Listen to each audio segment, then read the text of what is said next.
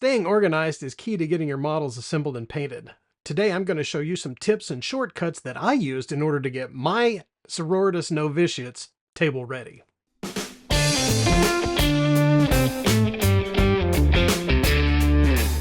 Howdy y'all, this is Patrick at Bombshell Miniatures. I had been collecting several of the Kill Team kits before Hivestorm was released in October of 2024.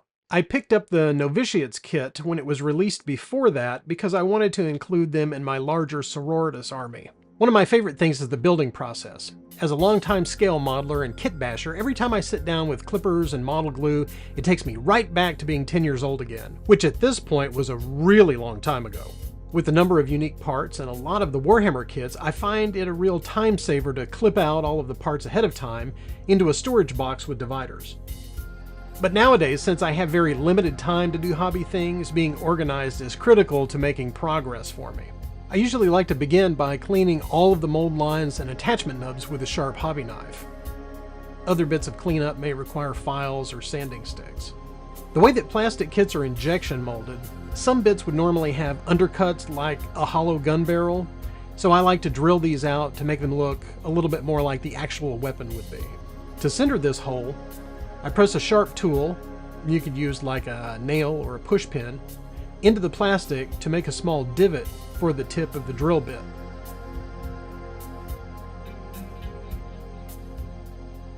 Another handy tool is sprue goo. I use this to fill some gaps or seams left in some of the areas where two bits are glued together. It's made by adding chunks of leftover kit sprue to a bottle of thin model cement. I brush this on, and after it dries, it's very easy to scrape and file it smooth since it's made of exactly the same kind of plastic as the bits are. Another time saver can be painting in subassemblies. Not every model requires this, but it may be easier to paint some details before they're glued together, such as faces. It's easier for me to go ahead and do all of the texturing on bases before the models are primered. That way I can paint the ground texture in whatever way I like that's most suitable for the model. Once all of the models are assembled, they're ready for primer.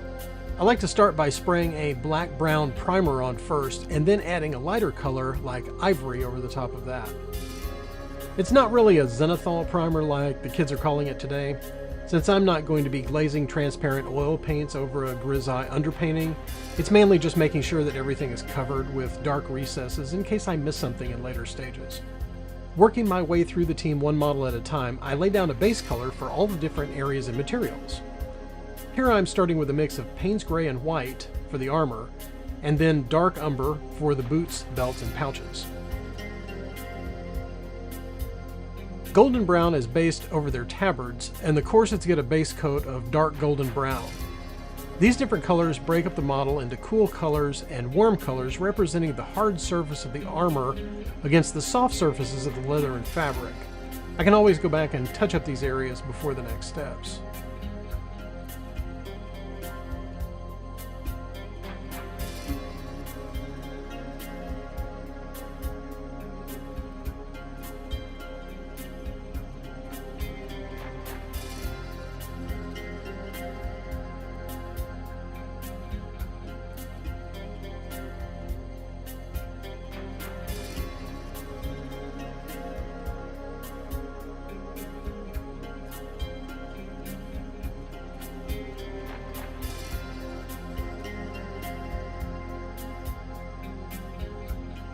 The bases were all done with black-brown as an undercoat to represent a dark and sooty urban combat zone.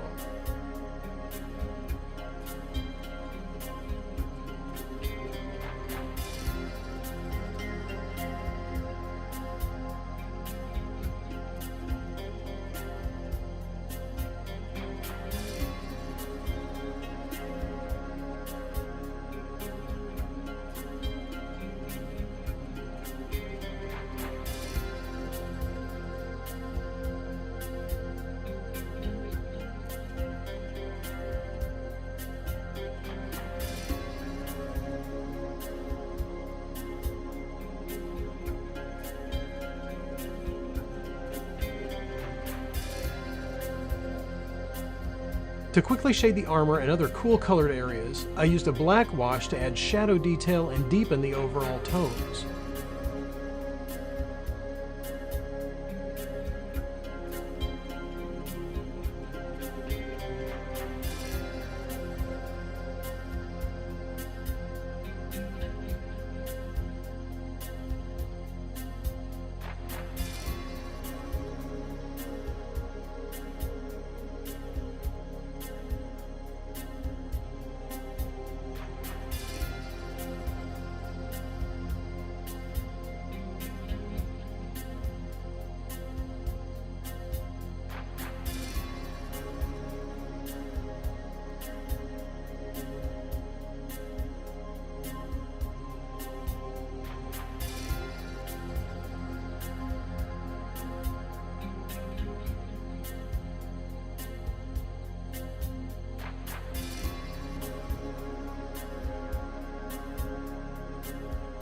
This is followed by an overall brown wash to add warmth and shading to the corset leather and tabard, but also to simulate a little dirt and grime to the armor and weapons.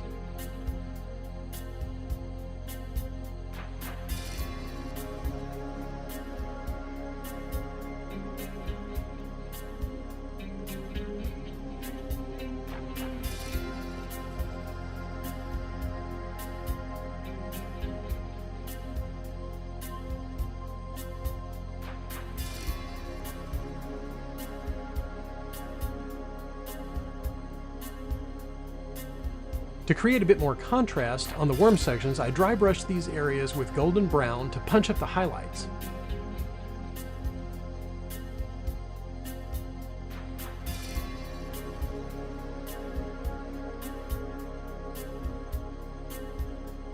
This also creates the look of texture on the fabric and leather surfaces.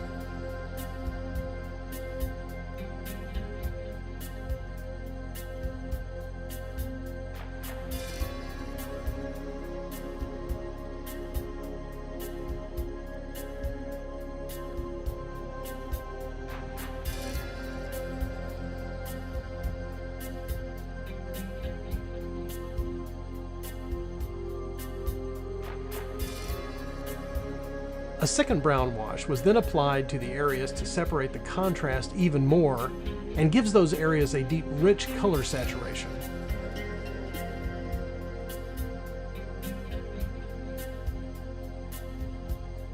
For the Canonist leader model, I wanted a more mainline color scheme that fits in with my other martyred lady sororitas.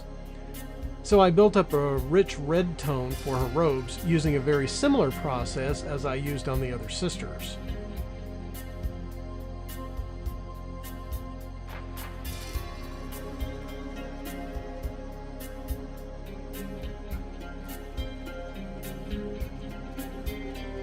After a quick dry brush highlighting of straight red oxide, the shading for the red robes was a brown wash with a bit of transparent purple mixed into it.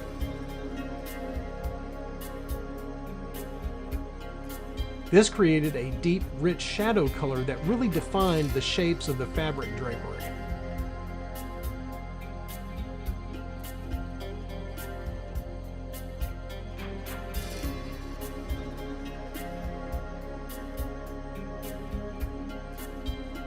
Then with bright red, I lightly added a few crisp highlights to the fabric folds and other details.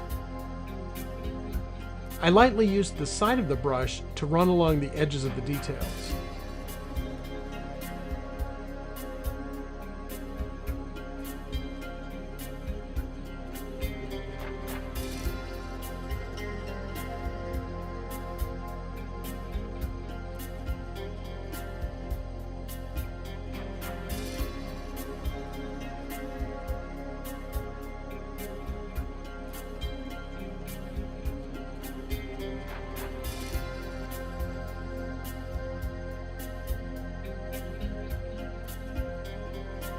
The whole process was repeated on the cloak covering her backpack.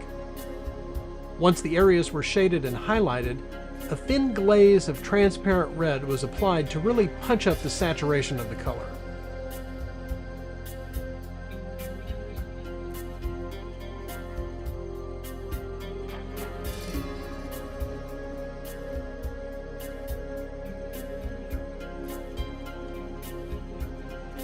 I used a number 1 brush and khaki to base coat all of the gold trim on the cloak and the robes.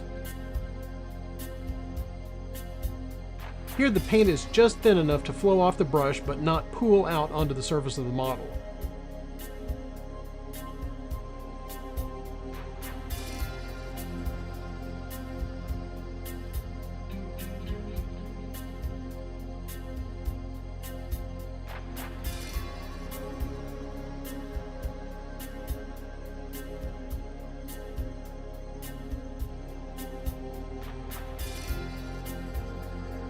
This was shaded in some of the recessed areas with dark golden brown, and afterwards I highlighted the raised areas with khaki mixed with a bit of white.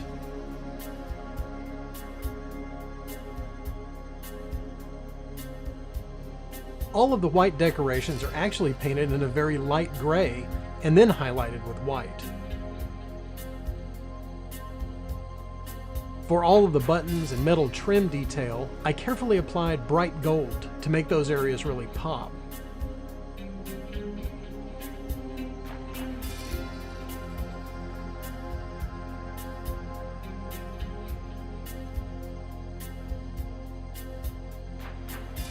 The gold also reinforced the overall warm tones of those particular areas.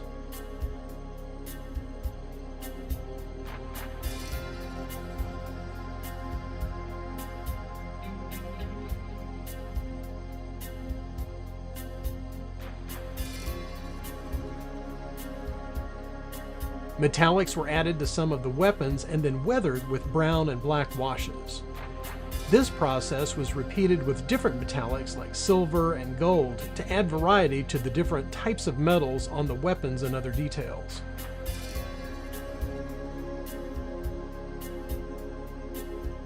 To finish everything out, I highlighted the bases with a little dry brushing of dark ivory mixed with black brown.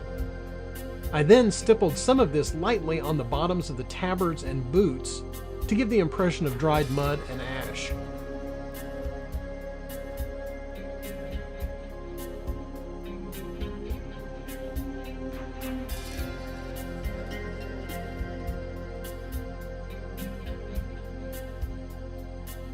Then it was just a matter of painting the base rims in dark umber.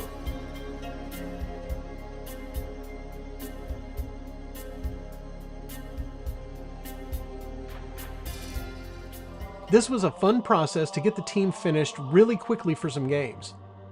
I have since gone back and painted the eyes, which were extremely hard to do on camera until I upgraded my video setup.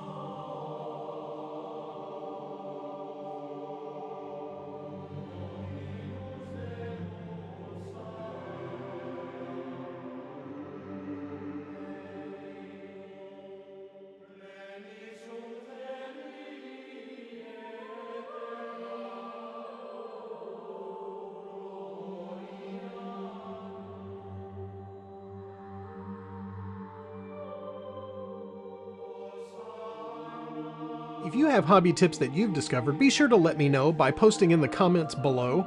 Plus, be sure to like and subscribe to see more tips on getting your minis table ready or not.